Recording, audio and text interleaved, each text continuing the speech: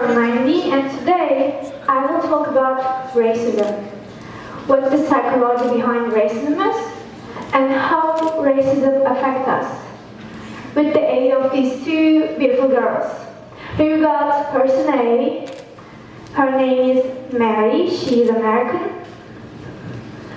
And second we got Jessica, who is African American. And by the way, Mary is a racist. Now let's see the reason why.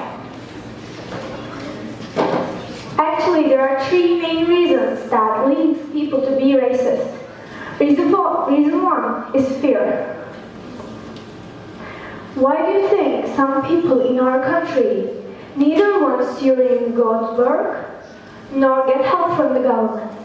Because like all races around the world, they subconsciously feel scared that their own level of security, importance, and control are under threat by a different race group. And the second reason is sense of belonging. In this life, aren't we all looking for someone familiar to share a common cause with? Yes, we are, and there's nothing wrong with it, unless you develop enmity and hostile feelings to others to further strengthen your sense of identity, and that is, my friends, what all races do. And third reason is prejudices. To make it more clear, I want to give an example from my own life.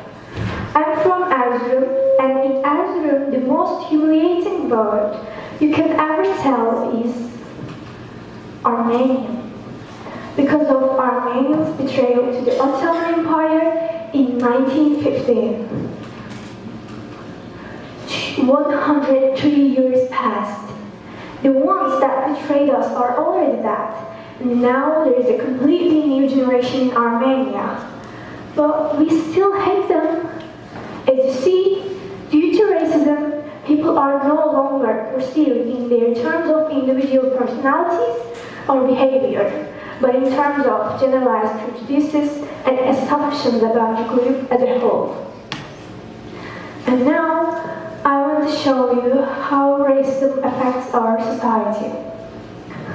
I've already told you about Mary is a racist, and one day,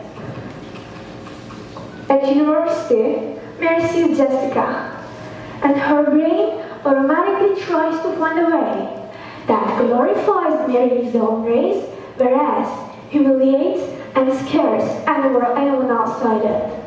And tell me, one being that can do it. It's fire, isn't it? Let's say at that moment there are two groups fighting with each other. I'm white and I'm black. And I am the commander of the Black Army, but unfortunately we are running out of supplies, we have lost a lot of people, and we are in such bad conditions. As a commander, would I be like, oh guys, I'm so sorry, but we have no food, no soldiers, may God help us tomorrow? No, what I would and should do is really simple. Just set an enormous fire here, gather my soldiers around them, and tell them, we are much more powerful than them. We will defeat them, kill them, return to our country with victory. When I do it, my soldiers will be like, yeah, got it. They will be singing, screaming, cheering, and even dancing. But at the same time, our enemy will be like, oh God, we will be dead by morning. Here you go. Fire is a great material to manipulate the truth, encourage your allies, and discourage your enemies. And here, yes, we got a match, grasp it. Wait a minute. This is gorgeous. We're all like, oh God, that's crazy. No, because one thing was missing. Think simple. Imagine that you're camping and to set up a big campfire, what do? You burn wood. How did you gain it? By cutting trees down. Can you say, but I love trees so much.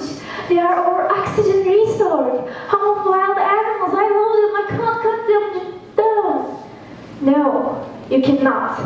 So here we go, my friends. If Mary wants to have an amazing fire, first she has to sacrifice something glorious in her heart. And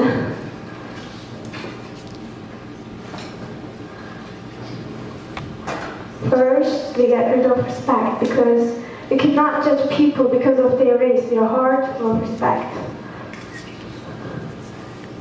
Hey, you. Hey, wait. Wait it again. Yeah. Hey, you. Nigga, you know what? I hate you. Can't bear to see you.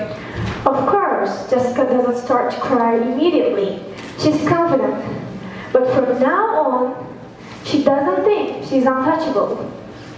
Go back to get you idiot. You don't deserve to be at this university.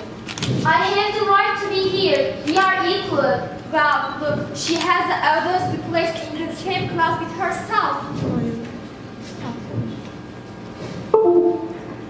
And now, Jessica sees the way conversation is going. She just doesn't want to argue more. Try stand it, I says. Okay, just tell me what you want. I want to remind you that your great-grandfathers were slaves of mine. No, Why no, do you think they couldn't attend the same schools with mine?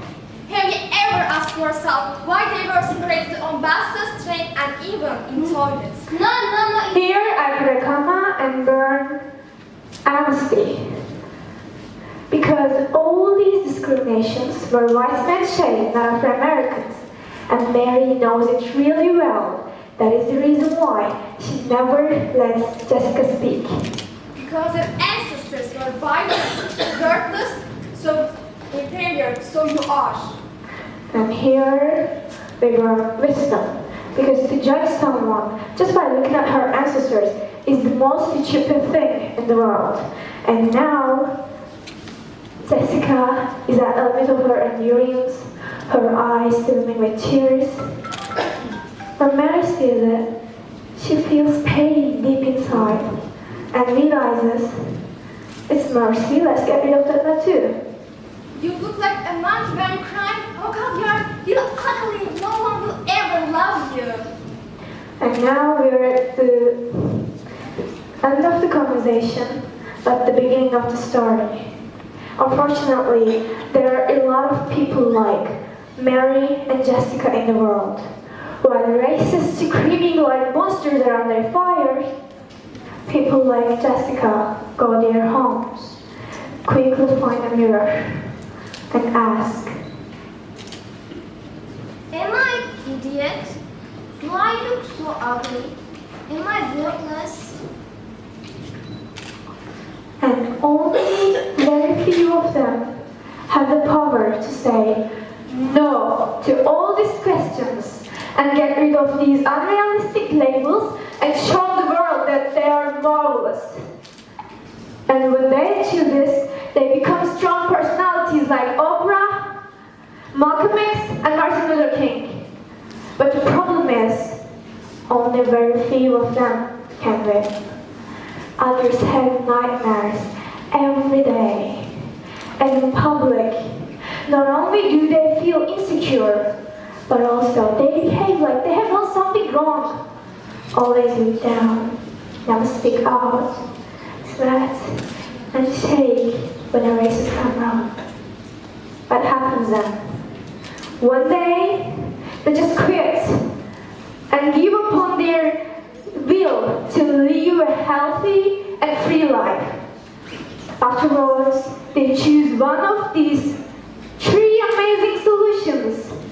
Number one, go kill the racist, stop being afraid of him, and end up in prison. Number two, take a pill, drop your brain, and trust me, you won't be feeling anything. And solution number 3. Go wear a necklace of rope so the whole world will be a quiet place. And let's see what racism has done to us.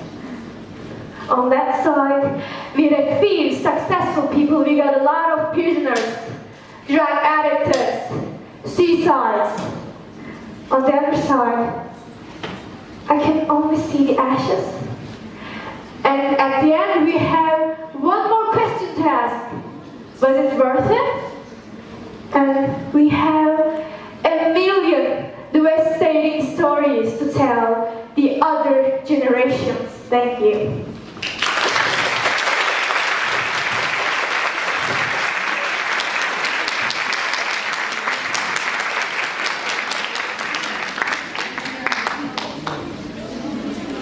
We thank Ebrar as she has reminded us that we are all equal in the world. We hope one day everyone will understand the value of being human without categorizing each other according to the color, gender, or nationality.